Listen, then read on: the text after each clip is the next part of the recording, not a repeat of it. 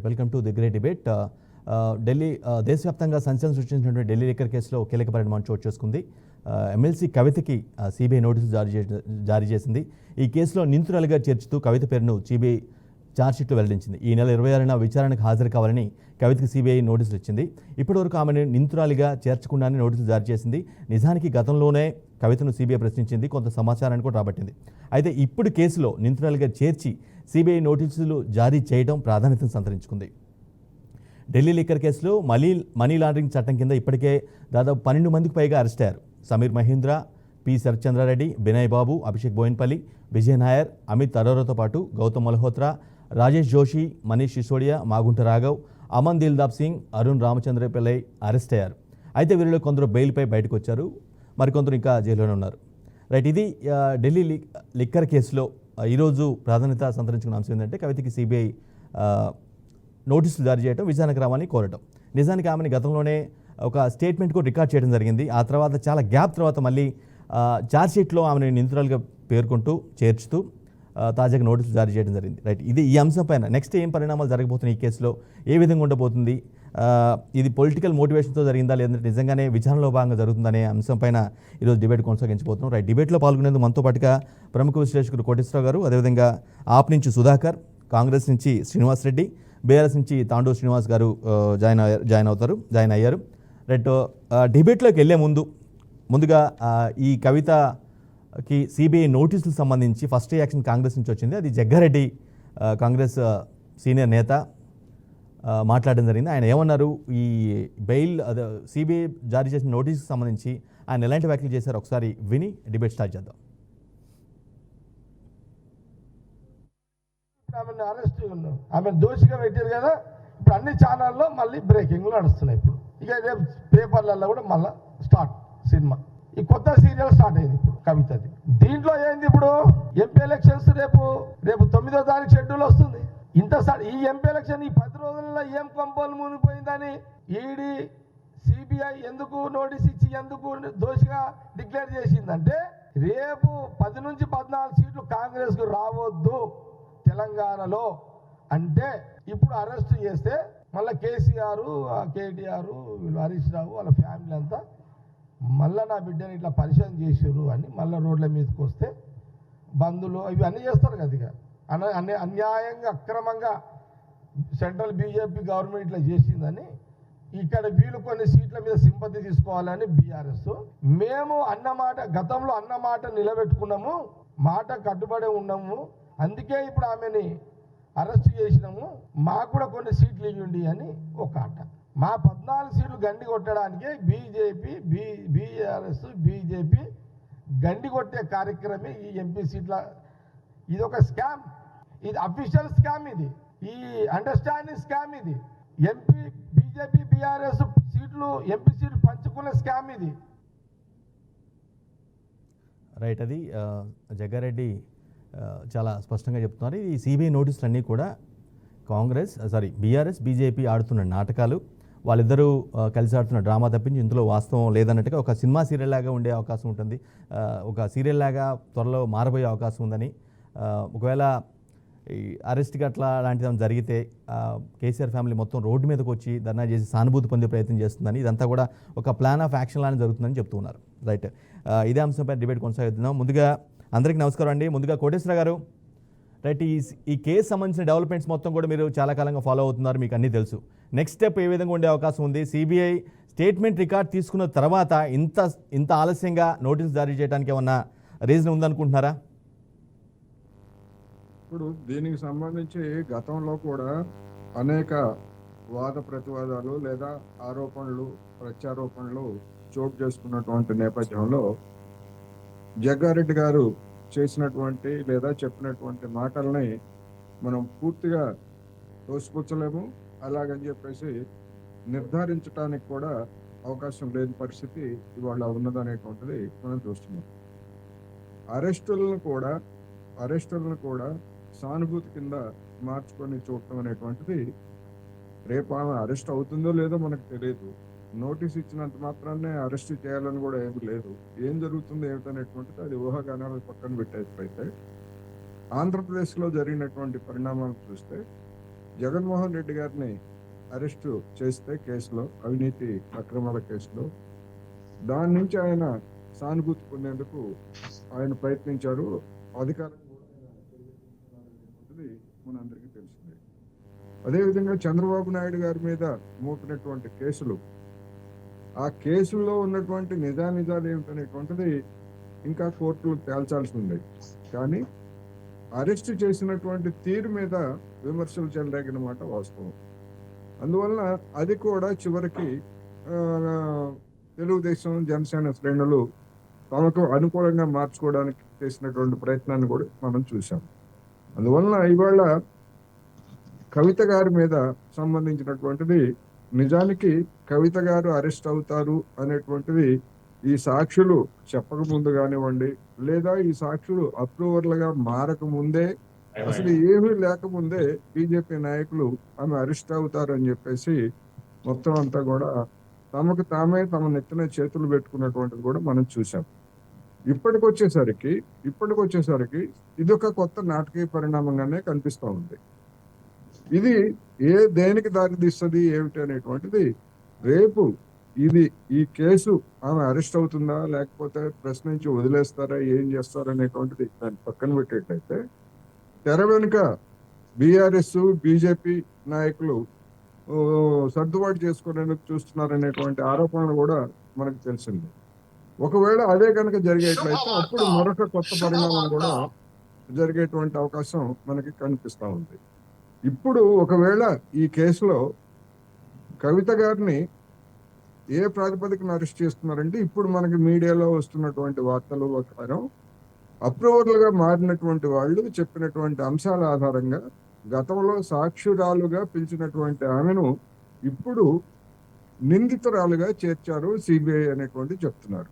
అంటే అప్రూవర్లుగా మారినటువంటి వాళ్ళు చెప్పినటువంటి అంశాల ప్రాతిపదికనే ఆమె నిందితురాలుగా చేర్చారు. అంటే ఇక్కడ అప్రూవర్లు తాము అందుకు తగినటువంటి సాక్ష్యాధారాలను వాళ్ళు సమర్పించాల్సి ఉంటుంది.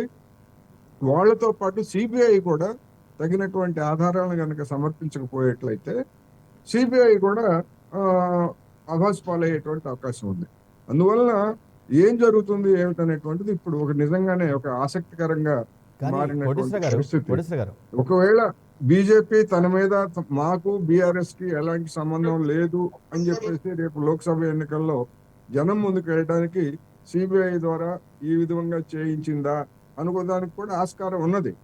లేదని మాత్రం మనం కొట్టేయలేము. ఎందుకంటే రాజకీయాల్లో ఇవాళ అధికారంలో ఏమైనా జరిగే పరిస్థితులు మనం చూస్తున్నప్పుడు, అటువంటి పరిస్థితి మాకు బీఆర్ఎస్ కి సంబంధం లేదు అని చెప్పేసి మరొకసారి తెలంగాణ ఓటర్లకు ముందు రావడానికి ఇది ఒక సాధనంగా చేసుకునేటువంటి అవకాశం కూడా ఉన్నది.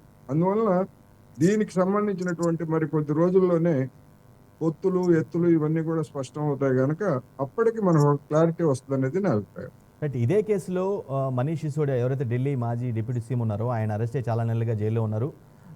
అంటే ఆయన ఢిల్లీ మాజీ డిప్యూటీ సీఎం లాంటి వ్యక్తిని అరెస్ట్ చేసి చాలా నెలలుగా ఆయన బయటికి రావడం చాలా ఇబ్బంది పడిన పరిస్థితి మనం చూసాం.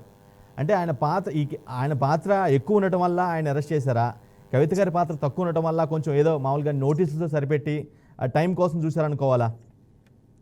ఇప్పుడు సిసోడియా అదేవిధంగా ఇతర ఆప్ నాయకుల విషయానికి వస్తే ఎక్కువ తక్కువ నిజమా కాదా అనే దానికంటే రాజకీయపరమైనటువంటి అంశాలే వాళ్ళని ఆ విధంగా ఇంతకాలం జైల్లో ఉంచడానికి కారణంగా నాకైతే అనిపిస్తూ ఉంది. అందువల్ల ఎందుకంటే మిగతా నిందితులకి బెయిల్ ఇచ్చారు, అప్రూవర్లుగా మారారు కనుక బెయిల్ ఇచ్చారు. అప్రూవర్లుగా మారటం అంటే ఏమిటి? నేరాన్ని అంగీకరించడం. అందుకని నేరాన్ని అంగీకరించడం అంటే బయటకు రావడానికో లేదా ఇతరత్ర పద్ధతుల్లో తర్వాత మళ్ళా ఈ అప్రూవర్లుగా మారినటువంటి వాళ్ళు రేపు ఎదురు తిరిగినా కూడా ఆశ్చర్యం లేదు. మనం అనేక కేసుల్లో చూసాం, అప్రూవర్లుగా మారినటువంటి వాళ్ళు మేము ఫలానా కారణంతో మా మీద ఒత్తిడి తీసుకొచ్చినందువల్ల మేము అప్రూవర్లుగా మారాము, దాన్ని మేము ఉపసంహరించుకుంటున్నామని చెప్పినా కానీ ఆశ్చర్యం లేదు. అందువలన ఇది ఒక ఆసక్తికరమైనటువంటి మలుపు తిరుగుతూ ఉంది. ఇంత దీర్ఘకాలం జైల్లో పెట్టాల్సినటువంటి కేసు అయితే కాదు అనేటువంటిది నా అభిప్రాయం. ఎందుకు అంటే మనీష్ సిసోడియా కానీ లేకపోతే ఇంకెవరైనా కానీ దేశం విడిచి పారిపోయేటువంటి వాళ్ళు కాదు, లేకపోతే మరొకటి కాదు. లేదా వాళ్ళ ఆస్తులు ఏమైనా ఉండేట్లయితే వాటిని అటాచ్ చేసి జాగ్రత్త చేసుకోవచ్చు. ఇది ఒక కక్ష సాధింపు చర్యగా ఆమ్ ఆద్మీ పార్టీ మీద ఉన్నది ఇప్పటి వరకు జరిగినటువంటి పరిణామాలు అనేటువంటిది నా అభిప్రాయం. రైట్ రైట్ శ్రీనివాస్ గారు, బీఆర్ఎస్ నేత తానూరు శ్రీనివాస్ గారు, మీ పార్టీ అధినేత కుమార్తెకు వచ్చిన సిబిఐ నోటీసులు మీరు ఏ విధంగా చూస్తారు? లేదంటే కాంగ్రెస్ ఆరోపిస్తున్నట్టుగా బీఆర్ఎస్ అదే బీజేపీ ఆడుతున్న డ్రామాగానే వర్ణించాల్సి ఉంటుందా? మీ కామెంట్స్ ఏంటి? మీరు ఏ విధంగా చూస్తారు ఈ సిబిఐ నోటీసుల్ని? శ్రీనివాస్ గారు. నా పేరు తాడూరి శ్రీనివాస్, నాట్ తాండూరి. రైట్, తాడూరి శ్రీనివాస్.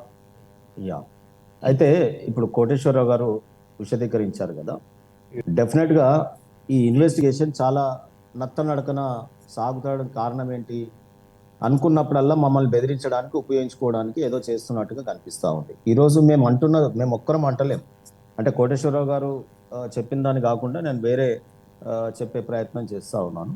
ఈరోజు ఈ భారతదేశంలో బీజేపీ మినహాయించి బీజేపీ మిత్రపక్షాలు వారి సోపదిగాలని వెన్నుపోటు పొడిచిన వాళ్ళని, సోపదిగాలని, తర్వాత ప్రాంతీయ పార్టీలని, ఈ దేశంలోని అన్ని ప్రతిపక్ష పార్టీలని మొత్తం అందరినీ కూడా టార్గెట్ చేసి సిబిఐ, ఈడీ వేటాడుతుంది అనేది మీ అందరికీ తెలుసు. ఒక్క బీజేపీ ఈ రోజు వరకు కూడా ఎవరిని ఏమి చేయలేదు. దీనికి సాక్ష్యం, ఎవిడెన్స్ కర్ణాటకలోని వారి ఎంపీ, ఈ రోజు నేను చాలా రిలీఫ్గా ఉన్నాను, బీజేపీలో చేరిన తర్వాత నాకు వాషింగ్ పౌడర్ నిర్మా అనేది చాలా ఫెమిలియర్లోకి కేసీఆర్ గారు చెప్పిన తర్వాత చాలా ప్రాచుర్యం పొందింది. ఇది వాస్తవం. నేనేమంటున్నంటే అనేక మందిని నయానో భయానో వారి పక్షాన చేర్చుకొని వన్ నేషన్ వన్ కంట్రీ, ఏదో వన్ గవర్నమెంట్ అన్నట్టు వాళ్ళు పోతా ఉన్నారు. సో కాబట్టి నేనేమంటున్నంటే ఇది భారతదేశానికి సూట్ కాదు. భారతదేశం ఎందుకంటే వివిధ మతాలు, వివిధ ప్రాంతాలు, వివిధ లింగ్విస్టిక్ స్టేట్స్ అంటే భాషలు, వివిధ కులాలు, సో అనేక రకమైనటువంటి ఫ్యాబ్రిక్ ఇది. ఫెడరల్ స్ఫూర్తికి అనుగుణంగా మన రాజ్యాంగం ఉంటుంది. ఆ ఫెడరల్ స్ఫూర్తికి అనుగుణంగా ఉన్న రాజ్యాంగాన్ని మార్చేసి వన్ నేషన్ వన్ గవర్నమెంట్ అన్నట్టుగా వీళ్ళు పోయి ఒక ప్రెసిడెంట్ రూల్ లాగా తెచ్చి వాళ్ళు అనుకున్న ఏవో ఇంకా భారతదేశంలో మత ప్రాతిపదికన చేయాల్సి ఉన్నాయి, అట్లుంటేనే మనం అవుతుంది, మొత్తం మిలిటరీ పాలన లాగా ఉంటేనే మనం చేయగలుగుతాం అనేది వారి యొక్క అపోహ. కానీ భారతదేశం ఇలాంటి వాళ్ళని ఎంతో మందిని చూసింది. బ్రిటిష్ వారిని కానీ, ఆ రోజున్న బహుమనీ సుల్తాన్లను కానీ, లేకపోతే ఔరంగజేబ్ లాంటి పరిపాలకుడిని కానీ, ఈ రోజు ఉన్నటువంటి అనేక మందిని కూడా భారతదేశం కానీ తెలంగాణ కానీ చూడడం జరిగింది. సో దీంట్లో అందులో ముఖ్యంగా తెలంగాణ బిడ్డ, మీరు ఇంతకుముందు అన్నారు ఎమ్మెల్సీ కవిత గారి విషయం తీసుకున్నా, మీరు చూడండి ఈరోజు ఈడీ కోర్టులో వారు వేసినప్పుడు నిజమే ఈ కేసులో అని వారు పరిశీలిస్తూ ఉన్నారు. రెండోది ఇక్కడ ఈడీతో ఛాన్స్ లేదు, కోర్టులో కేసు పెండింగ్ ఉంది కాబట్టి ఇప్పుడు సిబిఐని దించడం. అంటే వారికి అస్త్రశస్త్రాలు ఏమున్నాయో, అంటే వారి పరిధిలో ఏ రకంగా ఉపయోగించుకోగలుగుతామో అన్ని వాడుకుంటా ఉన్నాం. ఈ దేశంలో అనేక విషయాలలో చర్చ జరుగుతుందండి. రిటైర్డ్ న్యాయమూర్తులని మినిస్టర్లు చేసినా, గవర్నర్లు చేసినా, లేదా అదే రకంగా అనేక మంది ఇన్వెస్టిగేటివ్ ఆఫీసర్లని, సిబిఐ లాంటి చీఫ్లని, డైరెక్టర్లని వారి పార్టీలోకి తీసుకొని మంత్రి పదవులు ఇవ్వడము, ఇవన్నీ ఈ దేశంలో జరుగుతూ ఉన్నాయి. ఈ విపరీతాలు గతంలో అంత సూటిగా లేకపోయినా ఈ మధ్య కాలంలో మాత్రం ఎవరేమనుకుంటారంటే నాకేంలే అన్నట్టుగా వ్యవహారం చేస్తూ ఉన్నారు. కొంత మేరకు సిటిజన్ ఆఫ్ ఇండియాగా నాకు కూడా బాధేస్తూ ఉన్నది, ఎందుకంటే ఒక అడ్వకేట్ గా కూడా. సో ఈ రోజు మీరు ఒకటే గమనించండి, ప్రాంతీయ పార్టీలు బలీయంగా మమతా బెనర్జీ గారు కానీ, నవీన్ పట్నాయక్ గారు కానీ. శ్రీనివాస్ గారు, సారీ ఫర్ ద ఇంటరప్షన్, చిన్న బ్రేక్ తీసుకుందాం. ఈ సిబిఐ నోటీస్ పైన మనం డిబేట్ కొనసాగిస్తున్నాం. తాడూరి శ్రీనివాస్ గారు, మీరు నిజానికి కవిత గారి పాత్ర లేకపోతే ఈడీ అన్నిసార్లు విచారించదేమో, సిబిఐ కూడా స్టేట్మెంట్ తీసుకొని ఈరోజు సిబిఐ నోటీసులు కూడా ఇవ్వదేమో, దీన్ని ఎలా చూడాలి? ఆమె పాత్ర లేకపోతే ఇంత జరిగేది కాదు కదా. ఇప్పుడు ఓన్లీ కన్ఫెషన్ స్టేట్ మీద ఆధారితంగా పంపించిన నోటీస్ అని మీరే చెప్తా ఉన్నారు, మీడియా చెప్తా ఉంది. అది ఏ రకంగా పంపించారనైతే నాకు తెలియదు. మరి కన్ఫెషనల్ స్టేట్ మీద అంటే ఏమైతే ప్రభుత్వం ఒత్తిడి చేసిన తర్వాత మేము ప్రాసిక్యూషన్ పోయి మేము దాని మీద ఫైట్ చేస్తే కూడా అనేక కన్ఫెషనల్ స్టేట్మెంట్ ఇచ్చి ఓన్లీ ఆ స్టేట్మెంట్ ఆధారితంగా కేసులు పెట్టిన ఎన్ని వీగిపోయినాయో మీకు తెలియదు. సో కాబట్టి ఒకవేళ నిజంగా ఆధారాలు ఉంటే ఈ పార్టీకి ఆ ఆధారాల మీదనే డిపెండ్ అయ్యి అక్యూజ్డ్గా చేర్చేవారు. ఈరోజు మరి వేరే అప్రూవర్గా మారినటువంటి వారి స్టేట్మెంట్ల మీద మాత్రమే ఆధారపడి చేస్తున్నారంటేనే మీరు ఇది గమనించవచ్చు ఈ కేసులో ఏ రకంగా ముందుకు పోతా ఉన్నారనేది. ఇక్కడ కేసు చర్చనీయాంశం కాదు. ఏ రకంగా ప్రతిపక్ష నాయకుల మీదకి ఈ ఏజెన్సీస్, ఒకవేళ మీరు అనండి ఒక అక్యూజ్డే ఉండుంటే ఈ నోటీస్ ఇవ్వడానికి ఇన్నేళ్ళు తాత్సారం చేస్తున్నారంటే దాని అర్థం ఏంటి? కావాలని ఎన్నికల ముందు మాత్రమే మీరు ఈ దేశంలో మీరు సమయం ఇస్తే కనుక మీరు దీని మీద డిబేట్ పెడితే ఎన్నికల ముందు ఏ రాష్ట్రంలో చవాన్ గారిని ఎప్పుడు అక్కడ మన కర్ణాటకలో ఎప్పుడు, ఇక్కడ ఆంధ్రప్రదేశ్లో ఎప్పుడు, ఇక్కడ ఎప్పుడు ఎన్నికల ముందు ఏ ప్రతిపక్ష నాయకుడిని ఎన్నికల ముందు చేస్తే శ్రీనివాస్ గారు, బెదిరింపులు ఎన్నికల ముందు చేస్తే మీకే మైలేజ్ వస్తుందేమో, ఎన్నికల ముందు చేస్తే మీకే మైలేజ్ వస్తుందేమో, అటువంటి ప్రయత్నం కేంద్రంలో ఉన్న ప్రభుత్వం చేస్తుందంటారా? మైలేజ్ ఇప్పుడు మైలేజ్ గురించి ఈ రకంగా మైలేజ్ కావాలంటే మాకు ఈ నేరారోపణలు చేసుకొని మైలేజ్ కావాలా? మేము పని ఆధారిత మీద రాజకీయాల్లో ఏ రకంగా రాణించినాం, ప్రజల మన్నన పొందినాం, ప్రజలకు గతంలో పరిపాలనలో ఏ రకంగా వ్యవహారం చేసినాం, వారు ఎంపీగా ఎమ్మెల్సీగా సేవలు అందించినారు, ప్రజా పోరాటాలలో ఉన్నారు, మహిళా రిజర్వేషన్ బిల్లు మీద ఈ రోజు బీసీల యూపీఎఫ్ ఒక ఫ్రంట్ను పెట్టేసి బీసీల గురించి పోరాటం మొదలు పెట్టింది. ఎందుకంటే బీజేపీకి ఇష్టం ఉండదు, అది మండల్ కమండల్ అంటది. ఎప్పుడు బీజేపీ పార్టీ కూడా బీసీల విషయం వచ్చినప్పుడల్లా వారు మత ప్రాతిపదికన అందరినీ ఆ ఇష్యూ రాకుండా చేసేటటువంటిది మనం గతంలో చూసినాం బీపీ సింగ్ గారి పీరియడ్లో. సో అనేక కుట్రలు జరుగుతూ ఉన్నాయి కవిత గారి మీద, అనేక కుట్రలు, వారు తీసుకున్న పోరాటాలు. మొన్న మహిళా రిజర్వేషన్ బిల్ జంతర్ మంతర్ దగ్గర చాలా క్లిక్ అయింది. ఆ పోరాటం తర్వాత కేంద్రం మరి బిల్లు తీసుకొని రావడం జరిగింది. దాంట్లో మళ్ళా బీసీలకు రిజర్వేషన్ కావాలి, ఓబీసీ రిజర్వేషన్ మహిళా బిల్లులో, ఆ తర్వాత వెర్టికల్ రిజర్వేషన్స్ కావాలని వారు సమస్యల మీద పోరాడుతూ ఉన్నారు. సో యాక్టివ్ మోడ్ లో ఉన్నటువంటి వారిని ఇక్కడ ఏంటంటే తెలంగాణలో స్పేస్ తీసుకోవాలి. బీఆర్ఎస్ లేకపోతే ఇక కాంగ్రెస్ ఉంటే ఏమైతుందంటే, మీరు ఇక్కడ చాలా సునిశ్చితంగా అక్కడ ఉన్న ఇద్దరు అనలిస్టులు ఉన్నారు, సీనియర్ అనుభవం ఉన్న వాళ్ళు. నేను ఇక్కడ మీరు గమనించండి, ఈ ప్రాంతీయ పార్టీలను కనుక బీజేపీ మింగలేకపోతా ఉంది. అనేక ఎన్నికలలో ఇక్కడ ప్రాంతీయ పార్టీలే గెలుస్తూ ఉన్నాయి. అయితే ఇప్పుడు ఒక స్కెచ్ ఏంటంటే, కాంగ్రెస్ బీజేపీ కలిసి ఫస్ట్ అయితే కాంగ్రెస్ రాని, కాంగ్రెస్ వచ్చిన తర్వాత ఇప్పటి వరకు చూడండి ప్రాంతీయ పార్టీల నుండి కాంగ్రెస్ ఖాతాలో పడినాయి అయినా లేదా కాంగ్రెస్ ఖాతాలో ఉన్న రాష్ట్రాలైనా మొత్తం బీజేపీ గెలుచుకుంటూ వస్తూ ఉంది. మొన్న జరిగిన 3 రాష్ట్రాల ఎన్నికలలో కూడా 2 రాష్ట్రాలు కాంగ్రెస్ పార్టీ గెలిచింది. సో ఈ రకంగా వీళ్ళు ఏంటంటే ఇప్పుడు కనుక కాంగ్రెస్ రప్పించేసి ఆ తర్వాత మెల్లిగా కాంగ్రెస్ని ఈజీగా కొట్టేసి నేను రావచ్చు అనేది బీజేపీ యొక్క ప్రణాళిక. కాంగ్రెస్కి ఏంది, ఏదైతే నేను ఒకసారి అయితే మన పవర్లోకి రావాలి, బీజేపీ మనకు సహకరిస్తుంది కదా, మనం ఆ రకంగా చేసుకుందాము, ఎంపీ సీట్లలో 4-5 సీట్లు వాళ్ళకి ఇచ్చినా పర్వాలేదు, పోయినా పర్వాలేదు, రాష్ట్ర ప్రభుత్వం మనకు ఉంది కదా, రేపు రాష్ట్రంలో అనేక ఎన్నికలలో మనం ఆ పార్టీకి కొంత రివైవల్, వారికి కావాల్సినటువంటి నిధుల సమీకరణ ఇంకోట చెయ్యొచ్చు గాక. సో ఈ రకంగా అనేక రాజకీయపరమైన కుట్రలతో భారతదేశాన్ని పరిపాలించాలని చూస్తూ ఉన్నాయి బీజేపీ కానీ కాంగ్రెస్ కానీ. ప్రాంతీయ పార్టీలు లేకుండా ఉండాలి, బ్రిటన్ సిస్టమ్, ఆ లేబరు కన్సర్వేటివ్ 2 పార్టీలు ఎట్లయితే ఉంటాయో అట్లా ఇక్కడ కూడా ఓన్లీ 2 పార్టీలే ఉండాలి, కాంగ్రెస్ కాకపోతే బీజేపీ కాకపోతే కాంగ్రెస్. ఇది వారి యొక్క పెద్ద కుట్ర. ఈ పంటి కింద రాయిలాగా ఏమైపోయిందంటే ఈ రాష్ట్రాలలో నేను చెప్పిన వెస్ట్ బెంగాల్ కానీ, ఢిల్లీ కానీ, ఒరిస్సా కానీ, ఈ రకంగా ఇక్కడ కేసీఆర్ గారు కానీ వారికి కంట్లో నలుసులాగా మారిపోయింది. సో ఈ దేశ రాజకీయాలలో మనము రాబోయే కాలంలో స్థిరమైన వన్ నేషన్ లాంటి పరిపాలన తీసుకురావాలంటే ఈ ప్రాంతీయ పార్టీలను ఫస్ట్ మనం ఇచ్చేయాలనేది వారి యొక్క ఆలోచన, వారి యొక్క కుంచితమైనటువంటి ఒక కుట్రపూరితమైనటువంటి రాజకీయాలు చేస్తూ ఉన్నారు. రైట్. కాంగ్రెస్ శ్రీనివాస్ రెడ్డి గారు, మీరు ఏదైతే పదే అంటూ ఉన్నారో మేము కేసీఆర్ ఫ్యామిలీని పంపిస్తాము, జైలుకి పంపిస్తాం అది ఇదని, సో ఈ సిబిఐ నోటీసులు, శ్రీనివాస్ రెడ్డి గారు ఈ సిబిఐ నోటీసులు కొంత మీరు అనుకున్న లక్ష్యానికి దగ్గరగా ఉన్నాయేమో సిబిఐ నోటీసులు అనేవి? శ్రీనివాస్ రెడ్డి గారు నమస్తే అండి, అక్కడ ఉన్న ప్యానల్ వారికి, అదేవిధంగా బీఆర్కే న్యూస్ ప్రజానికి కూడా నమస్తే అండి, గుడ్ ఈవినింగ్. అంటే ఇప్పుడు తాడూరు శ్రీనివాస్ గారు చెప్తున్నారు ఏంటంటే, ఎంతసేపటికి కవిత నేరం చేసిందా చేయట్లేదని చెప్పకుండా బీజేపీ కుట్ర పన్నుతుందని చెప్తున్నారు. కోర్టులు చెప్తాయి సార్, మేము ఎందుకు చెప్తాం? శ్రీనివాస్ గారు ఇప్పుడు ఆమె చేసిందా చేయలేదని గమనించండి. ఇది మనం చెప్పగలుగుతామా చేసిందా లేదా? న్యాయస్థానాలు చెప్తాయా? లిక్కర్ కేసులో ఎందుకు ఆమెకు అంత భయం ఎందుకంటే, మరి ఆ రోజు 160 స్టేట్మెంట్, మీరు అడ్వకేట్ నేను అడ్వకేట్, 160 స్టేట్మెంట్లు ఇచ్చింది. కన్ఫెషన్స్ వాళ్ళైన వాళ్ళు స్టేట్మెంట్ ఇచ్చారు, ఎవిడెన్స్ వచ్చిన వాళ్ళు.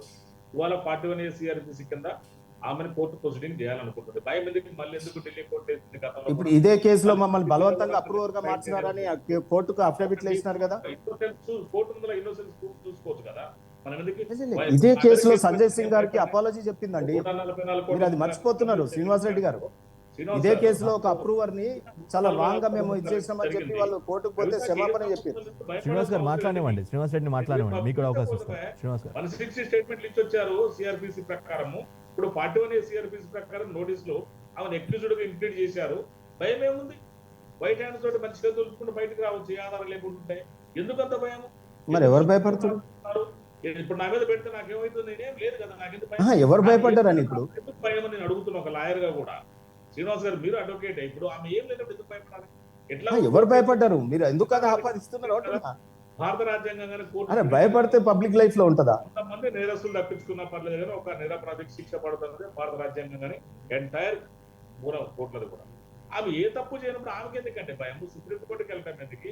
ఈడీ పిలిచినా, సిబిఐ పిలిచినా బ్రహ్మాండంగా అఫీషియల్ గా ఆ ఫ్లైట్ లోనో ఆమె విలాసవంతమైన జీవితం వెళ్తుంది కదా, అక్కడికి వెళ్ళి మంచిగా అటెండ్ ఇంటికి వస్తుంది. పోయేదేముందండి?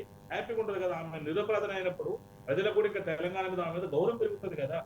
సుప్రీంకోర్టుకి వెళ్ళటము, మళ్ళీ ఇప్పుడు 25 తారీఖున అటెండ్ కావాలన్నారు, మళ్ళీ 26 తారీఖున శ్రీనివాస్ రెడ్డి గారు, ఇవి సీరియస్ నోటీసులు గానే పరిగణిస్తున్నారు మీరు?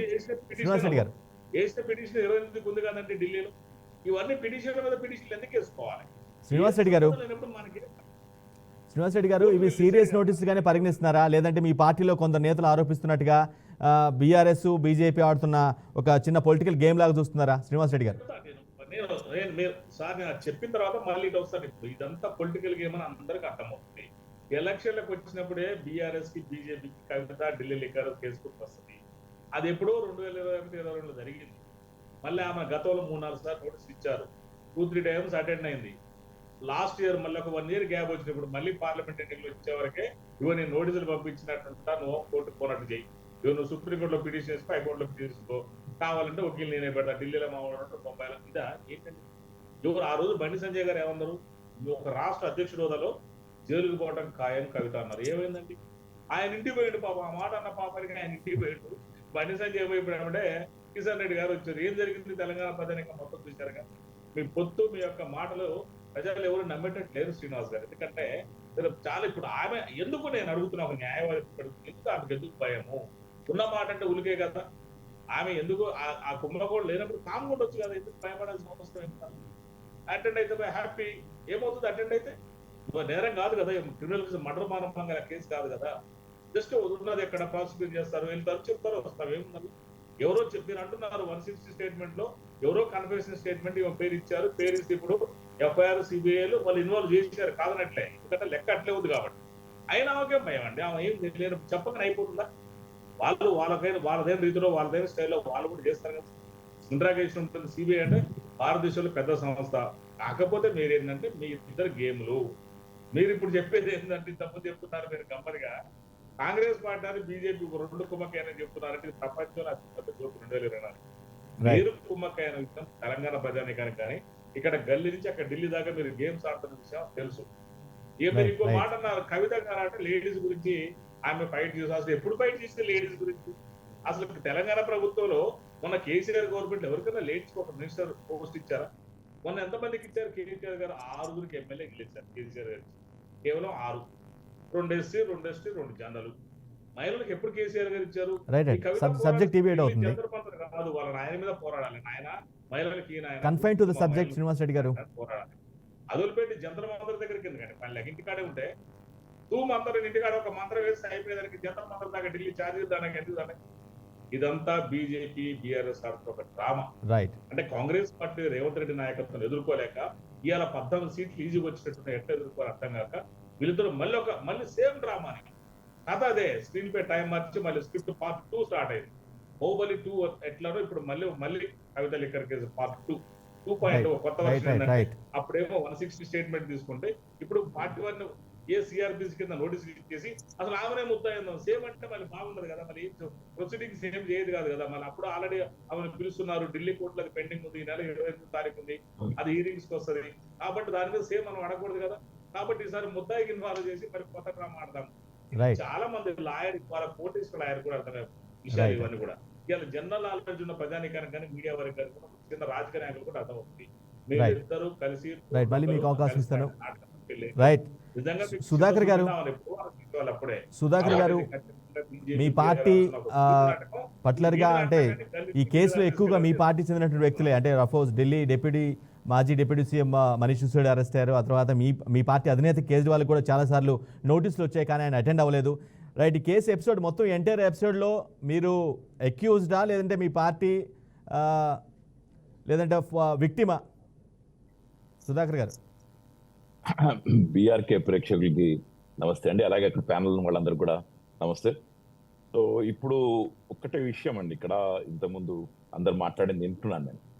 ఇక్కడ ఏంటంటే ఒకటి, బీజేపీ వచ్చిన తర్వాత, అంటే అంతకుముందు కూడా బీజేపీ ప్రభుత్వం రాకముందు కూడా వేరే ప్రభుత్వాలు ఈడీని వాడినా, బీజేపీ వచ్చిన తర్వాత దాదాపు 5,223 కేసులు అనుకుంటాను, దాదాపు నేను చదివిన దాని ప్రకారం ఈడీ సిబిఐ కేసులు రిజిస్టర్ అవుతాయి. దాంట్లో 2,500 పైన కేసులు బీజేపీకి మారిపోయిన తర్వాత అన్ని మాఫీ అయిపోయాయి. సో ఇది బెదిరింపు కేసులే. ఇప్పుడు మా విషయానికి ఇంతకుముందు మీరు చెప్పినట్టుగానే కేజ్రీవాల్ గారికి 6 సార్లు సమన్లు వచ్చాయి. ఇప్పుడు 7వ సారి మళ్ళీ మొన్న వచ్చింది. తర్వాత రేపు 26 తారీఖు నాడు హాజరు కమ్మని మళ్ళీ ఇంకొక సిబిఐ నుంచి కూడా వస్తుందని చెప్పి కూడా తెలుస్తుంది. మరి అది వచ్చేసి ఉండాలి ఇప్పటి వరకు. సో ఇది టోటల్గా ఏంటంటే అధికారానికి చేజిక్కించుకోవడానికి, లేకపోతే వేరే వాళ్ళు ఉండకూడదన్న చేసిన దుష్ట ప్రయత్నాలు మాత్రమే. సరే, ఇక్కడ ఎవరెవరికి లింక్ ఉన్నదా లేదా ఒక చూస్తే కనుక దీన్ని ఒక పావుగా వాడుకున్నారేమో అని మాత్రం ఈ లిక్కర్ కేసుని ఒక పావుగా వాడుకుంటున్నారు. దీంట్లో అటు కవితను చేశారు, ఎంతవరకు ఇన్వాల్వ్ అయిందో ఈ రోజు చెప్పలేకపోయారు. ఎందుకంటే ఇక్కడ ఒకటి, మనం బట్టకాల్చి మీద వేయటం చాలా ఈజీ. ఇక్కడ మొత్తం 100 కోట్ల స్కామ్ లో 1 లక్ష రూపాయలు కూడా ఎక్కడ దొరకలేదు ఈ రోజు కూడా. ఎందుకంటే దీంట్లో పెద్ద సఫర్ అవుతున్నది ఆమ్ ఆద్మీ పార్టీ. మాకు సంబంధించి ఇప్పటికి 5 ఉన్నారు లోపల, 5. కోర్స్ గుజరాత్ లో ఒక ఆదివాసీ తప్ప మిగతా వాళ్ళందరూ కూడా ఈ కేసులు ఇరుక్కున్న వాళ్ళే. ఇప్పుడు కేజ్రీవాల్ కూడా దాంట్లో అన్నారు. అయితే అక్కడ ఎంత ఏడు చేతికినా ఎక్కడ కూడా 1 లక్ష రూపాయలు కాదు, 1000 రూపాయలు కూడా వీళ్ళకి ఇంతవరకు ఆడవాళ్ళు దొరకలేదు, ఒక ప్రాపర్టీస్ దొరకలేదు. కానీ లోపలేసి ఉంచారు, ఎందుకంటే ఈడీ క్యాన్ కీప్ దెమ్. వాళ్ళని సంవత్సరం పైన కూడా ఉంచవచ్చు. టెర్రరిస్ట్ యాక్ట్ ప్రకారంగా చేసిన యాక్ట్ కింద దీన్ని ఏమీ లేకుండా కూడా ఉంచవచ్చు. ఆ పద్ధతిలో ఉంచడానికి ప్రయత్నమే. ఎందుకంటే ఇది టోటల్ గా మొదటి నుంచి కూడా. కానీ సుధాకర్ గారు సార్ చెప్పండి. సుధాకర్ గారు, మీరు అన్నారు అధికారం చేజిక్కించుకోవడానికి ఇటువంటి ప్రయత్నాలని.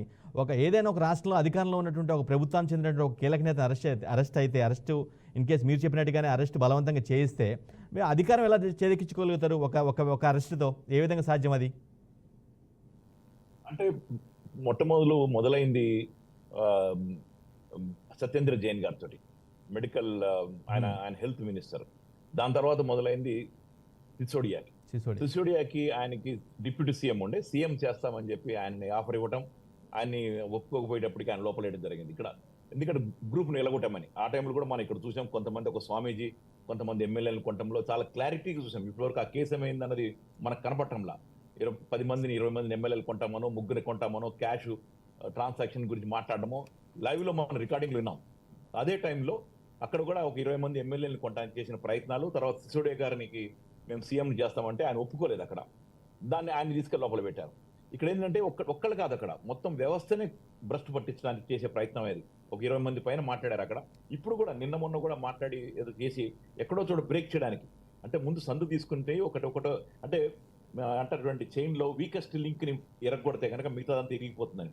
అలాగే 2-3 ముందు మొదలు పెడితే కనుక ప్రభుత్వాన్ని కూర్చొని. ఎందుకంటే ఇదేం పెద్ద మనకు ఆశ్చర్యం కనపట్ల. ప్రస్తుతం దేశంలో ఫెడరల్ వ్యవస్థనే ఈరోజు భ్రష్టు పట్టించే పద్ధతిలో గవర్నర్లు చేసే పద్ధతి మనం చూస్తున్నాం. 8 రాష్ట్రాల్లో ప్రభుత్వాలు కొలగొట్టింది కూడా మనం చూసాం. దాదాపు కొన్ని 200-280 మంది ఎమ్మెల్యేని మార్కెట్లో కొన్నది చూసాం. 6,000 కోట్ల రూపాయలు వర్త్ అని చెప్పంటారు. మన ఇక్కడ మహారాష్ట్రలో కూడా చూసాం. ఎంత అంటే నేను చెప్పినది కాదు, ఇది సుధేంద్ర అధికారి కానీ, జగన్ భుజ్బల్ కానీ, లేకపోతే వీళ్ళని కానీ, అజిత్ పవార్ని కానీ కరప్టెడ్ అని చెప్పింది ఎవరు? మేము చెప్పలా, బీజేపీ చెప్పింది కరప్టెడ్ అని. వాళ్ళ పార్టీలోకి రాగానే ది క్లియర్. వాళ్ళు వాషింగ్ పౌడర్ నిర్మా ఇంతకుముందు చెప్పినట్టుగానే. సో అంత క్లారిటీగా మనకు కనపడతానే ఉంది. ఇక్కడ రాష్ట్రంలో సీఎం రమేష్ కావచ్చు, సుజనా చౌదరి కావచ్చు, కావూరి సాంబశివరావు కావచ్చు, వీళ్ళ మీద కూడా రైడింగ్ జరిగినాయి. దాంట్లోకి ఎలాగని వెళ్ళిపోయారు.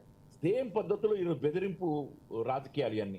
ఎందుకంటే అక్కడ ఢిల్లీ గడ్డ మీదనే ఆమ్ ఆద్మీ పార్టీ ఉంది. దాన్ని మనం కూడా చూసాం. మనం ఇక్కడ చండీగఢ్లో ఎంత దారుణంగా జరిగిందో దేశం మొత్తం చూశారు. ఆఖరికి సుప్రీంకోర్టు జోక్యం చేసుకుని ఇంత దొంగతనంగా, ఇంత నిర్లజ్జగా, నిస్సిగ్గుగా ప్రజాస్వామ్యాన్ని ఖూనీ చేశారంటారు. నిజానికి దాంట్లో అరెస్ట్ చేయాల్సింది హత్య చేసిన వాడిని కంటే కూడా హత్య చేయించిన వాడిని అరెస్ట్ చేస్తారు. అక్కడ ఆ ప్రజాస్వామ్యాన్ని ఖూనీ చేసింది డైరెక్ట్ గా దానికి ఇన్ఛార్జ్ ఉన్న మోడీ అండ్ అమిత్ షాలే. ఎందుకంటే అది యూనియన్ టెరిటరీ, దానికి చేయించింది కూడా అక్కడ వాళ్ళ మీద చర్యలు తీసుకోవాలి నిజానికి. కానీ ఇంత దారుణంగా ప్రజాస్వామ్యాన్ని ఖూనీ చేస్తున్న దేశంలో ఉన్నాం మనం ఇక్కడ. దీంట్లో ఈ ఈడీ సిబిఐలు రైడ్లు దాడులు పెద్ద ఆశ్చర్యం కలిగించట్లేదు. ఏమైనా ప్రజలు గమనిస్తూనే ఉన్నారు ఈ ఈడీ సిబిఐ రైడ్లు ఎప్పటికంటే కూడా ఎక్కువ జరుగుతున్నాయని చెప్పి. రైట్. కోటేశ్వర గారు, బీఆర్ఎస్ కానీ లేదంటే ఆప్ నేత కానీ చాలా స్పష్టంగా చెప్తున్నారు. ఏం చెప్తున్నారంటే అంతా ఏమి లేదు, అసలు ఊరక బ్లఫ్ చేస్తున్నారు, ఎటువంటి అవినీతి కూడా నిరూపించలేకపోయారని చాలా బలంగా చెప్తున్నారు. కానీ ఎటువంటి అవినీతి జరగకుండానే ఒక ఎంటైర్ ప్రాసెస్ మొత్తం ఒక బ్లఫ్ లాగా చేసి ఇంత కేసుని క్రియేట్ చేసే పరిస్థితి అసలు సాధ్యమేనా? ఇప్పుడు లిక్కర్ స్కామ్ అని దర్యాప్తు చేస్తున్నటువంటి సంస్థలు ఇదిగో మాకు ఆధారం దొరికింది, అందుకని మేము ఫలానా వాళ్ళని నిందితులుగా చేర్చామంటే దాన్ని మనం కొంతమేరకు అర్థం చేసుకోవచ్చు. ఏమో తర్వాత అయినా ఛార్జ్ షీట్లో పెట్టి దానికి ఇంకా చాలా చాలా తతంగా ఉంటుంది ఆ తర్వాత కూడా. కానీ ఇక్కడికి వచ్చేసరికి ఇతర నిందితులుగా ఉన్నటువంటి వాళ్ళు చెప్పినటువంటి సాక్ష్యం ఆధారంగా లేదా వాళ్ళు ప్రస్తావించినటువంటి దాని ఆధారంగా ఈమెను కూడా నిందితురాలుగా చేర్చారని కదా. ఇక్కడే సందేహాలు అనేకం ఎత్తున్నాయి. ఇప్పుడు ఈ పోనీ ఇదేమన్నా కొత్త విషయమా, వీళ్ళు ఫలానా వాళ్ళు చెప్పారనేటువంటిది? ఇద్దరు ముగ్గురు ఆ విధంగా ఆమె పేరును ప్రస్తావించినటువంటిది ఎప్పుడో దాదాపు ఏడాది క్రితం, అంతకు ముందే ఇవన్నీ కూడా వచ్చాయి. మరి అప్పటి నుంచి సిబిఐ ఏం చేస్తా ఉంది? ఇదే ప్రాతిపదికన కనుక అయ్యేట్లయితే ఎప్పుడో ఇచ్చి ఉండాల్సిన నోటీసులు సిబిఐ కవిత గారికి అప్పుడు ఎందుకు ఇవ్వలేదు? ఇప్పుడు కొత్తగా ఏమొచ్చింది? అప్పుడు కూడా చెప్పింది వాళ్ళేగా, అప్రూవర్లుగా మారినటువంటి వాళ్ళు, లొంగిపోయినటువంటి వాళ్ళే కదా ఆమె పేరు చెప్పింది. మరి అప్పుడు లేనటువంటిది ఇప్పుడు ఎందుకు వచ్చింది? అందుకనే ఈ కేసులో నాటకీయత కనిపిస్తూ ఉంది, బెదిరింపు కనిపిస్తూ ఉంది. నయాన భయాన బెదిరించి బీఆర్ఎస్ను లొంగ తీసుకొని వాళ్ళని రేపు ఎన్నికల్లో పూర్తిగా బీజేపీకి మద్దతుదారులుగా మారేట్టుగా చేసుకోలేనటువంటి ఒక ఎత్తుగడను కూడా మనం ఏమి కాదనలేము. ఎందుకంటే అనేక రాష్ట్రాల్లో జరుగుతున్నది అదే. అందుకని ఇవన్నీ కూడా ఈ నాటకీయ పరిణామాలకి, నేను అందుకే ముందే చెప్పాను, ఈ నాటకీయ పరిణామాలకి దీని వెనకాల జరుగుతున్నటువంటి కథలన్నీ వాస్తవ రూపం దాల్చాలంటే రేపు ఎన్నికల నాటికి మరి కొద్ది రోజుల్లోనే, ఒక 10-15 రోజుల్లోనే బీజేపీ మధ్య లేదా బీఆర్ఎస్ మధ్య ఇప్పటి వరకు తెర వెనక సాగుతుంది అని చెప్తున్నటువంటి ఈ చర్చలు నిజంగా కొలిక్కి వస్తాయా, వస్తే ఏ రూపంలో వస్తాయి, ఆ వచ్చినటువంటి దాన్ని బట్టి దీని వెనకాల ఉన్నటువంటి ఇప్పుడు ఈ కవిత గారికి సిబిఐ నోటీసులు అనేటువంటిది దీని వెనకాల ఉన్నటువంటి కథలు కూడా దాస్తే దాగేవి కాదు. అందువలన మరి కొద్ది రోజులు వెయిట్ చేస్తే ఆమె నిజానికి రేపు 26వ తారీఖు వెళ్ళి వాళ్ళు అడిగినటువంటి ప్రశ్నలకు సమాధానం చెప్పి మళ్ళీ వెనక్కి వచ్చారనుకోండి, కొంత టైం తీసుకుంటారు. ఒక లేదు అలా కాకుండా లేదు మాకు పక్కా సాక్ష్యాధారాలు వాడు చెప్పిన అప్రూవర్లు చెప్పిన వాటిని మేము పక్కగా నమ్ముతున్నాం అందుకని అరెస్ట్ చేస్తున్నాం అని చెప్తారా? చెప్తే మళ్ళీ అవన్నీ కూడా కోర్టులో సవాల్ చేయడం ఇటువంటి కూడా ప్రాసెస్ అంతా ఉంటుంది, మన ఇద్దరు లాయర్లు చెప్పినట్టుగా. అందువలన ఇప్పటి వరకు అయితే నా అభిప్రాయం ప్రకారం ఇదంతా ఒక నాటకీయ పరిణామం జరుగుతూ ఉంది. బెదిరింపు కావచ్చు, లేకపోయేట్లయితే ఒకవేళ బీజేపీ బీఆర్ఎస్ తోటి ఎలాంటి సంబంధాలు పెట్టుకోకుండానే మాకేం సంబంధాలు లేవు, మేము గతంలో చెప్పిన దానికి ఇది రుజువు అని చెప్పేసి బీజేపీ ఒంటరిగా పోటీ చేసినా కూడా దీన్ని ఒక అస్త్రంగా మాడుకోవడానికి, తెలంగాణ ఓటర్ల ముందు చెప్పుకోవడానికి దీన్ని కూడా చూపించుకునే అవకాశాలు కూడా ఉన్నాయి. అందుకని దేన్ని మనం నిర్ధారించలేము, అలాగని ఇది కాదని కూడా చెప్పలేము. రైట్. తాడూరు శ్రీనివాస్ గారు, ఇప్పటికే పలుమార్లు నోటీసులు అందినప్పుడు కూడా సుప్రీంకోర్టులో కేసు ఉన్నందున నేను హాజరు కాలేనని మీ పార్టీ కీలక నేత కవిత గారు చెప్పడం జరిగింది. రైట్. ఈసారైనా అటెండ్ అయ్యే అవకాశం ఉందా? సుప్రీంకోర్టు కేసు నేపథ్యంలోనే మళ్ళీ స్కిప్ అయ్యే అవకాశం ఉందా? మీ పార్టీ శ్రేణులు ఏమనుకుంటున్నాయి?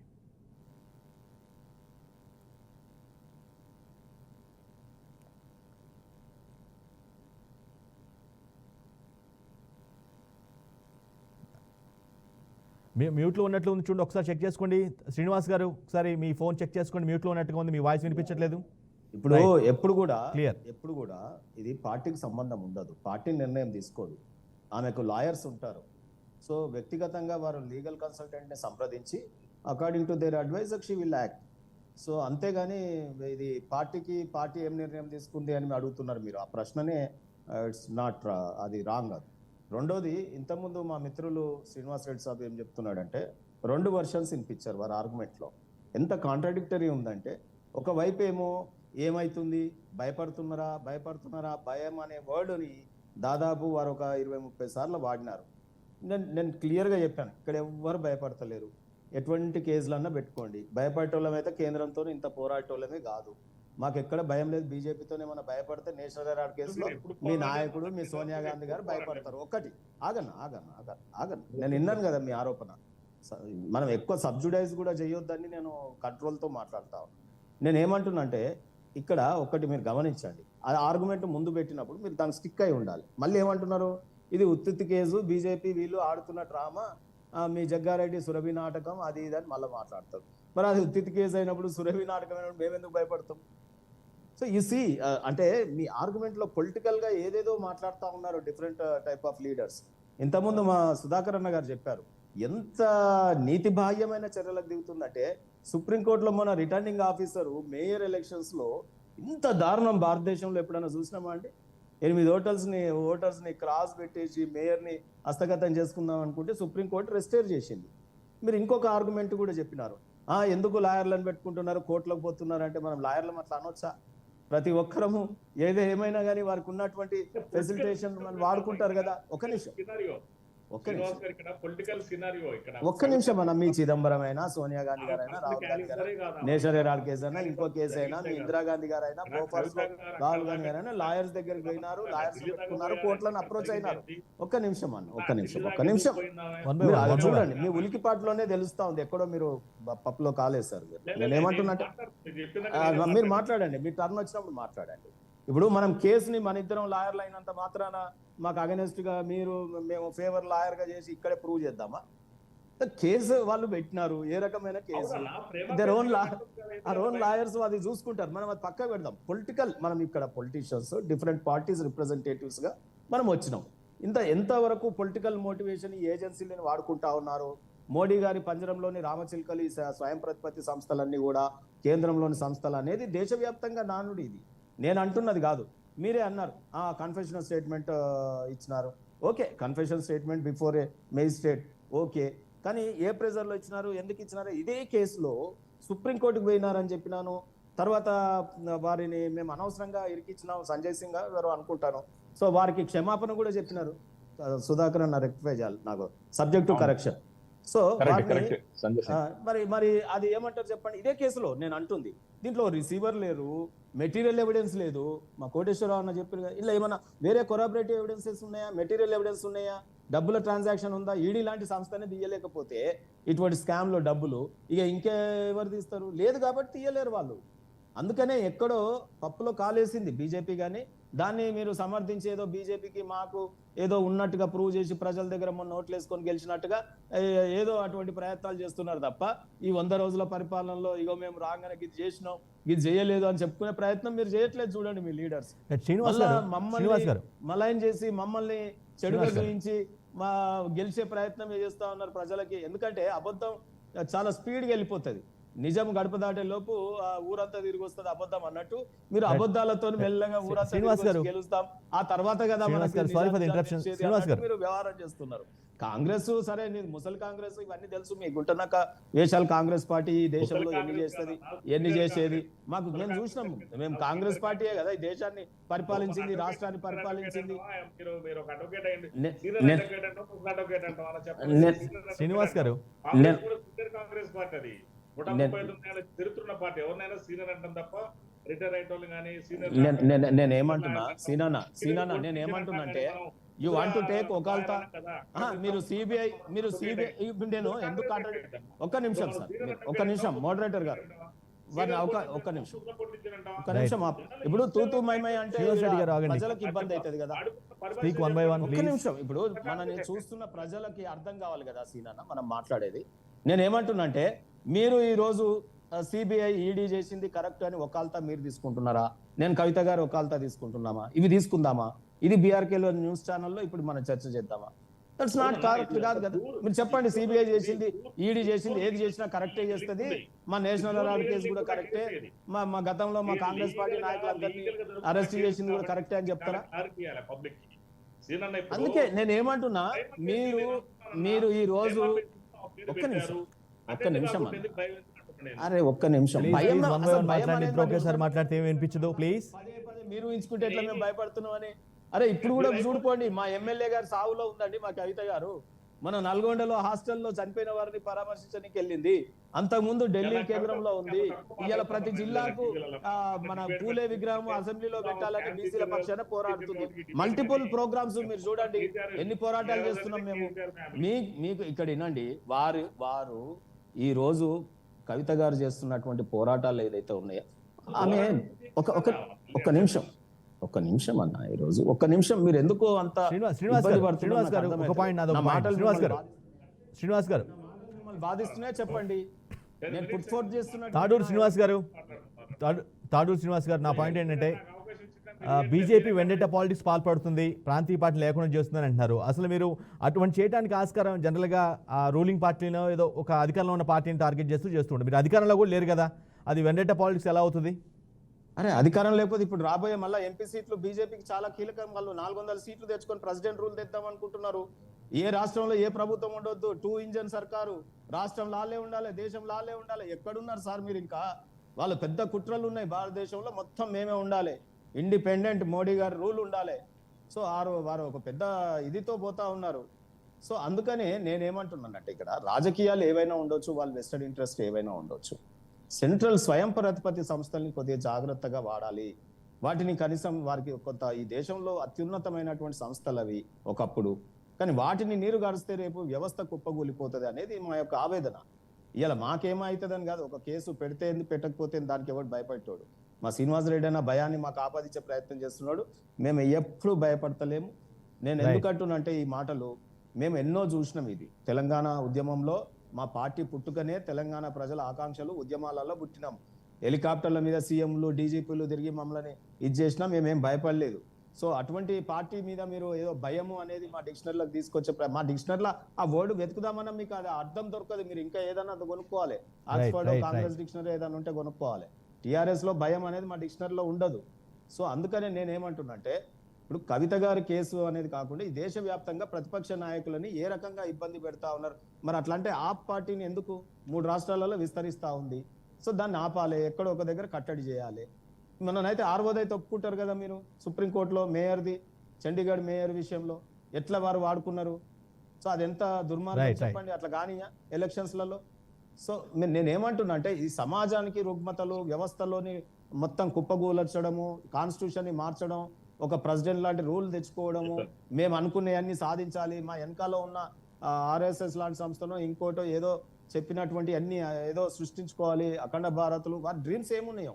సో కానీ ఏమన్నా ఉండొచ్చు కాక, కానీ భారతదేశం యొక్క సౌభ్రాతృత్వము, వివిధ కులాలు, వివిధ మతాలు, వివిధ ప్రాంతాలు, వివిధ భాషలు, వివిధ కల్చరు, ఆదివాసీలు, అసలు ఎంత ఇదండి ఇండియా.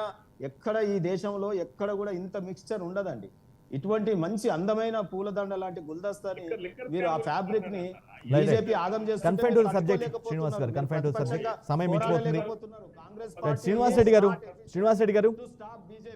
అందుకే ఈ ప్రాంతీయ పార్టీలే మీదకి వస్తా ఉన్నాయి. శ్రీనివాస్ రెడ్డి గారు, మీ వల్ల అవ్వట్లేదు, మీ ప్రతిపక్ష నాయకుడిగా రాహుల్ గాంధీ గారు ఫెయిల్ అవుతున్నారు కాబట్టి ఈ దేశంలో ఈ ప్రాంతీయ పార్టీలన్నా ఉండాలని ప్రజలు కోరుకుంటారు. కావాలి, అది ప్రజలు నిర్ణయించుకున్నారు. మొన్న ఏదో జరిగిపోయింది, ప్రభుత్వంలోకి బొటాబొటి మెజార్టీతో వచ్చారు. శ్రీనివాస్ రెడ్డి గారు, ఇప్పుడన్నా సరే సిబిఐ నోటీసులు కవితకి కొంచెం మీకు ఆనందం కలిగించే విషయం అయినప్పటికీ కూడా శ్రీనివాస్ రెడ్డి గారు ప్రజలు కోరుకుంటున్నారు. సీనియర్ కరెస్పాండెంట్స్ గారు చెప్పిన అన్న ఒకటి ఏంటంటే, మీరు ఇప్పుడు మా శ్రీనివాస్ అన్న, తాడూరు శ్రీనివాస్ అన్న ఏమన్నారంటే, ఇప్పుడు వెంకట గారు చెప్తున్నారు వినండి. తాడూరు శ్రీనివాస్ గారు ఏమంటున్నారు, ఇక్కడ కాంట్రాడిక్షన్స్ ఉన్నాయి, నేను కాంట్రాడిక్షన్స్ ఎక్కడ లేవు, కాంట్రాడిక్షన్స్ అంటే విరుద్ధ భావాలు ఎక్కడ లేవు, నేను ఒకటే స్ట్రైట్ ఫార్వర్డ్ రెండింటి కలిపి ఒకటే అడుగుతున్నాను. Supporting ED and CBI in our country ఎందుకు భయపడుతున్నారు? ఫస్ట్ థింగ్ మళ్ళీ అదే అంటారేమన్నా, నేను భయపడతలేనని చెప్పినాక ఇంకేం చేయాలి? మళ్ళీ ఇప్పుడు బాగుంటా మాట్లాడారు నా కంటిన్యూషన్. భయం అనేది తీసేయండి, నేను భయపడతలేనని చెప్పినా కదా. ఎందుకు భయపడాలి? భయపడేట్టు ఎందుకు నటించాలి? కోర్టు దగ్గరికి ఎందుకు పోవాలి? వాళ్ళేమో మిమ్మల్ని భయపెట్టేట్టు చేస్తారు, మీరేమో భయపడ్డట్టు చేస్తారు. ఏంటి డ్రామాలు ఇవన్నీ? ఎవరికి ప్రొవిజన్స్ వాడుకుంటే కూడా మీరు కోర్టుకి ప్రకారం పెట్టొచ్చు, అది మనకు తెలుసు. ప్రేమ పేసి అంటే ప్రాథమిక ఆధారాల ప్రకారం పెట్టారు. ఏమైతుంది ఇక్కడ? మీరు కరెక్ట్ ఉన్నప్పుడు ఎందుకు భయం అంటే వాళ్ళు పెట్టేట్టున్నారా మీరు కొట్టేట్టుండాలి. ప్రాథమిక ఆధారాల మీద కూడా చేయలేదు, ఓన్లీ కన్ఫెషన్ స్టేట్మెంట్స్ అని చెప్తా ఉన్నారు మీరే. టీఆర్ఎస్ గల్లీ నుంచి ఢిల్లీ దాకా నడుతున్నాడు ఎపిసోడ్. మీరు కవిత గారిని ఏమంటున్నారు? కవిత గారు ఇప్పుడు మీరు తెలంగాణ కాంగ్రెస్ టీఆర్ఎస్ పార్టీని ఉద్యమ పార్టీ అంటున్నారు. మొన్నదాకానేమో కేసీఆర్ ఏది భయం సన్యాసుల మాట రాజకీయ పార్టీ మాదన్నారు. ఇక నుంచి మళ్ళీ మీరు నేను ఎవరు మాట్లాడి చూస్తున్నా టీవీలో డిబేట్లలో ప్రతిరోజు కూడా మాది ఉద్యమ పార్టీ, మేము ఉద్యమాలు చేస్తాం, కాంగ్రెస్ 6 గ్యారెంటీలు అమలు చేయకుండా ఉద్యమాలు చేస్తాం. మరి మొన్న దగ్గర 10 ఏళ్ల పాటు మీరు టీఆర్ఎస్ కేసీఆర్ మీద ఉద్యమాలు ఎందుకు చేయలేదు? కేసీఆర్ ఎన్ని గ్యారెంటీలు అమలు చేశారు? కేసీఆర్ గొల్లపురంలకు ఎంత న్యాయం చేశారు? కేసీఆర్ రైతులకు ఏమి న్యాయం చేశారు? ఎక్కడేం చేశారు? ఇక్కడ కేసీఆర్ కుటుంబం కోట్ల రూపాయలు దోసుకొని అవినీతిమయం అయిపోయింది. కాళేశ్వరం ప్రాజెక్ట్ తోటి ఖాళీ చేశారు మొత్తం నిధులను. మీరు అది గమనించాలి. మీరు ఇది రొటీన్ గ్రామ్ ఫోన్ రికార్డ్ అండి. మళ్ళీ ఇటువంటి ఆరోపణలు చేస్తే మళ్ళీ నాకు ఖండించే అవకాశం ఇవ్వాలి. Confine to the subject Srinivas Reddy గారు, కన్ఫైన్ టు ది సబ్జెక్ట్. అదే మన వ్యక్తిగత వెస్టెడ్ ఇంట్రెస్ట్ తోటి మాట్లాడుతున్నాం తప్ప ఇప్పుడు మాట్లాడతలేదు. ఇలా ఖజానా ఖాళీ అయిపోయిన విషయం మనం మర్చిపోయినాం. ఎప్పుడన్నా కవిత గారు ప్రజల కోసం పోరాడారా? ఎప్పుడన్నా వీధి డ్రామాలు, వీధి నాటకాలే తప్ప ఎప్పుడన్నా వీధులకు వచ్చి కరెక్ట్ గా ఫైట్ చేయని తోడుతులే. ఒకటి ఇక్కడ కొంచెం శ్రీనివాస్ గారు పాలిటిక్స్ చేయటమే. సుధాకర్ గారు శ్రీనివాస్ గారు పాలిటిక్స్ చేయటమే తప్ప ఒక పాయింట్ మీద ఒక కాజ్ మీద ఫైట్ చేయలే. నిన్న డాక్రా సంఘం మహిళలు కూడా ముఖ్యమంత్రి గారితో మాట్లాడినప్పుడు డాక్రా మహిళ ఏమన్నది? శ్రీనుభాయ్ ఒక్క నిమిషం బాగా చాలాసేపు మాట్లాడి. నిన్న డాక్రా మహిళలతో మాట్లాడుతున్నప్పుడు ఒక మహిళ ఏం మాట్లాడింది? అయ్యా నేను 2 లక్షలు అప్పు చేసిన, ఇవాళ 8 లక్షల రొటేషన్ చేసిన, 3 ఎంప్లాయ్మెంట్ ఇచ్చిన అన్నది. ఆ రోజు శభాష్ అన్నారు. అంటే డెవలప్మెంట్ అనేది అప్పులు చేయకుండా అవుతుందా? సబ్జెక్ట్ మాట్లాడే డిబేట్ అవుతుంది. అప్పులు చేయడానికి లిమిట్స్ ఉన్నాయి. అప్పులు ఆస్తులు లేకుండా అప్పులు చేసి మరి మీరెందుకు చేసిరు? ఇప్పుడు 15,000 కోట్లు ఆల్రెడీ అప్పు, మళ్ళా ప్రధానమంత్రికి దండాలు పెడతా ఉన్నారు, పొరుగు దండాలు. అన్న మీరు గానీ బీజేపీ గారు ఇద్దరు కలిసి ఆడుతున్న నాటకమే. మళ్ళీ ఒక గల్లీ నుంచి ఢిల్లీ దాకా మళ్ళీ ఎలక్షన్లు వచ్చినాయి కాబట్టి మళ్ళీ నాటకాలు స్టార్ట్ చేశారు. ఈ తెలంగాణ ప్రజానికం మీ నాటకాన్ని పసిగట్టింది. మీరు చెప్పే డ్రామాలు ఎవరు నమ్మట్లేరు. ఇలా మీకు కానీ వాళ్ళకి కానీ అసలు మీరేమో ఎంపీ దాంట్లో అసలు ఫైట్ లేకుండా పోయారు. బీజేపీకి ఏంటంటే 2, 3, 4 కాపాడుకోవటమే వాళ్ళకి చాలా ప్రాబ్లం అయిపోయింది. కాబట్టి మళ్ళీ డ్రామాలు ఆడదాం మనం. మొన్న జరిగింది, మళ్ళీ జరుగుతున్న ఒక భయ ఆందోళనకు గురైపోయి 2 పార్టీలు కలిసి ఆడుతున్న నాటకం తప్ప దీంట్లో ఎలాంటిది ఏదైనా కూడా సందర్భంగా తెలియజేస్తున్నాం. సుధాకర్ గారు మీ పార్టీ అధినేత కూడా అరెస్ట్ అవుతారేమో? సుధాకర్ గారు అర్థం కాలేదు. మీ పార్టీ అధినేత కూడా త్వరలో అరెస్ట్ అవుతారేమో? ఎందుకంటే ఎక్కువగా మీరే వరుసగా అరెస్ట్ అయ్యే పరిస్థితి కనిపిస్తుంది మీ పార్టీ నేతలే. యాక్చువల్ గా ఒకటి ఇంతకుముందు నేను ఇంటర్వ్యూ కాబోతున్నాను. ఇంతకుముందు శ్రీనివాస్ గారు కానీ, తాడు శ్రీనివాస్ కానీ, శ్రీనివాస్ రెడ్డి గారు కానీ, ఒకటి ఏంటంటే మన దేశంలో చాలా ప్రజాస్వామ్యం అయితే డేంజర్ లో ఉందండి. ఇప్పుడు మీరు మేమని కొట్టుకునే బదులు ముందు ఏంటంటే, నేను ఇంతకుముందు కూడా కేజ్రీవాల్ గారు తెలంగాణకు వచ్చినప్పుడు, కేసీఆర్ కలిసినప్పుడు మేము అప్పుడు రిక్వెస్ట్ చేశాం, ఈ బీజేపీని ఎదుర్కోవాలంటే ఇంక్లూడింగ్ కేసీఆర్. నేనేమి కేసీఆర్ కూడా దూరం పెట్టమని కూడా అనుకోవట్లా. నేను ఇప్పుడు ఏదో అనుకోకుండా ఆయన దూరం అయిపోయాడు.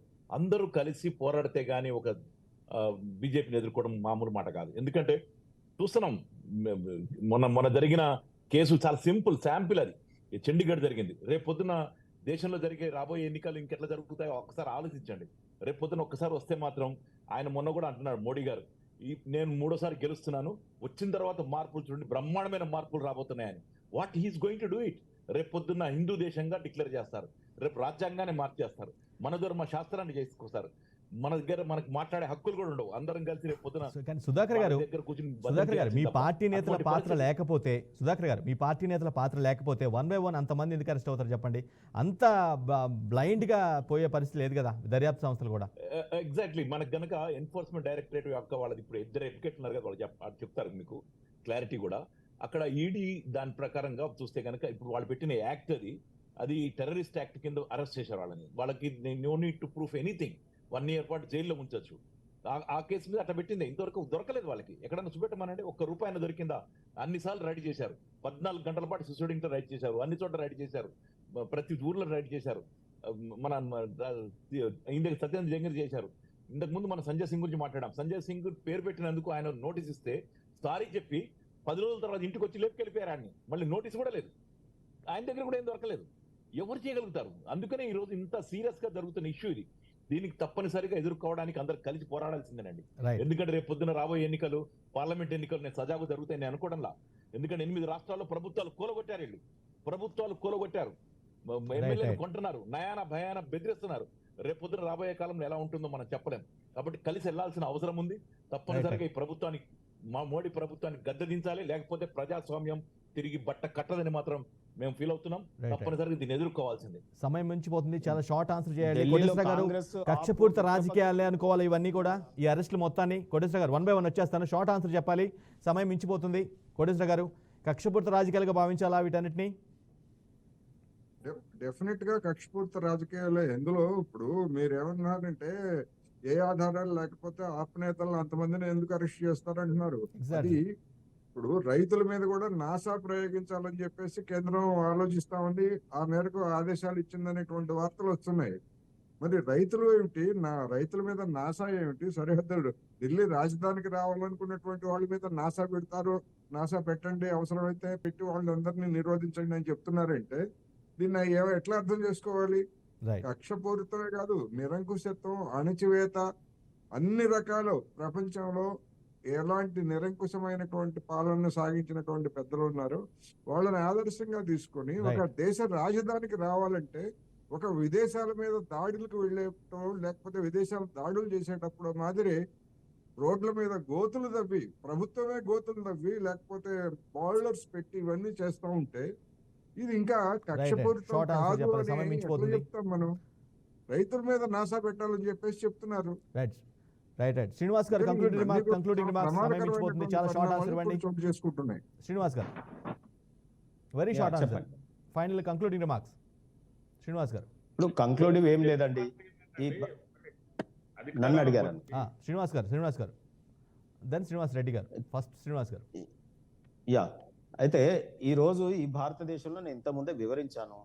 ఈ భారతదేశంలో బీజేపీ పార్టీ ప్రభుత్వం ఉంది కదా కేంద్రంలో, వారు దేశవ్యాప్తంగా వారు ఒక అత్యధిక సంఖ్యలో ఎంపీలు గెలిచి రేపు వారు అనుకున్నటువంటి ప్రజల యొక్క కోరిక ఏమైనా ఉండొచ్చు ఆలోచనలు బుల్డోజ్ చేసి కొన్ని చట్టాలు తీసుకొచ్చి భారతదేశాన్ని ఒక ప్రెసిడెంట్ రూల్ లాగా చేసి ఒక ఇంతకుముందే వారు అన్నట్టుగా ఒక ఏ రకమైన భారతదేశాన్ని ప్రపంచ పటంలో చూపించాలనుకుంటున్నారో వాళ్ళకు ఒక హిడెన్ ఎజెండా ఉంది నేను అనుకుంటా.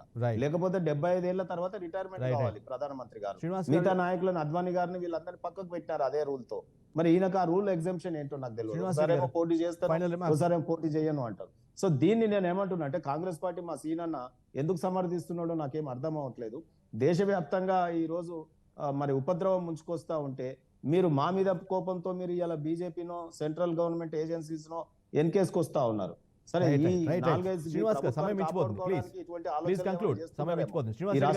కాపాడుకోవడానికి గవర్నర్ ఏమైనా చేస్తాడేమో భయంతోనో, ఆ భయం అనేది మీకు పట్టుకుంది. అందుకే ముఖ్యమంత్రి గారు పదే పోయి కలుస్తా ఉన్నారు, అదానితో అగ్రిమెంట్లు చేసుకుంటా ఉన్నారు. శ్రీనివాస్ రెడ్డి గారు ఫైనల్ వర్డ్స్. శ్రీనివాస్ రెడ్డి గారు ముఖ్యమంత్రి గారు కలిసింది నేను ఒకటే చెప్తాను, ముఖ్యమంత్రి గారు కలిసి ఫైనల్ వర్డ్స్ ప్లీజ్, సమయం మించిపోతుంది. కాదు, పార్టీని బతికించుకోవడం కోసం కాదు, ఈ రాష్ట్రానికి రావాల్సిన నిధులు ఏదైతే ఉన్నాయో ఇంతవరకు ఇవ్వలేదు. కేసీఆర్ గారు ఎప్పుడు కూడా మెడలు వంచి కేంద్రం దగ్గర నిధులు ఎప్పుడు కూడా చేయలేదు. ఎందుకంటే ఆయనకు అంత అడిగేందలేదు, అడగకుంటున్నారు. ఆ నిధులు అడగడం కోసం రేవంత్ రెడ్డి గారు కలుస్తున్నారు తప్ప కాంగ్రెస్ పార్టీ బీజేపీ రెండో ఒకటి గేమ్ ఎక్కడదండి. భారతదేశంలో గేమ్ లేదు, తెలంగాణ కాదు ఎంటైర్ ఇండియాలోనే గేమ్ లేదు. Thank you so much. Right, thank you so much Srinivas Reddy గారు. సమయం మించిపోతున్నందులో కంక్లూడ్ చేస్తున్నాను, సమయం మించిపోయింది. Thank you so much Tadur Srinivas గారు, అదేవిధంగా ఆప్నేత సుధాకర్ గారు, అదేవిధంగా విశ్లేషకులు కోటేశ్వర గారు. ఢిల్లీ లిక్కర్ కేసు ఎలా ముందుకెళ్తుంది ఏంటి అనేది ఇప్పుడు జరిగిన అరెస్ట్ మొత్తం కూడా తెలిసిందే. నెక్స్ట్ ఏం జరగబోతుంది అనేది మాత్రం చాలా ఇంట్రెస్టింగ్ ఆస్పెక్ట్కి అయితే మారింది. ఇది వాళ్ళ ది గ్రేట్ డిబేట్. మళ్ళీ మరో డిబేట్లో కలుద్దాం. అప్పుడు చూస్తూ ఉండండి BRK న్యూస్.